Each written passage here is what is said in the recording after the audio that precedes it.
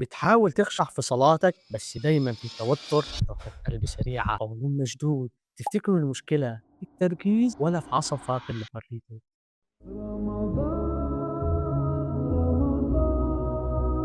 رمضان يا حبيب. احنا في طب الاستيوباسي دايما بندور على الخيط الخفي اللي بيربط أعضاء جسمك ببعضها، وعلشان كده لما بنشوف حد مش عارف يوصل لحالة السكينة في صلاته عينيا بتروح فورا مسار عصب.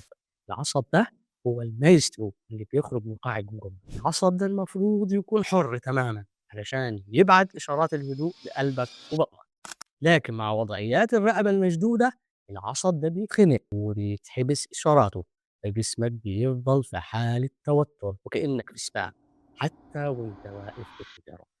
نصيحتي ليك قبل صلاة التراويح حاول حافظ على استقامة رقبتك، واعمل تمارين إطالة بسيطة لعضلات الرقبة الجانبية. ده بيساعدك على تحرير العصب من القيد ده وبيدي جسمك فرصة يستقبل إشارات الهدوء السريعة. تفتكروا إيه اسم العصب المسؤول عن الهدوء والسكينة واللي بيمر من قاع الجمجمة مرورا بالرقبة لكل أعضاء الجسم؟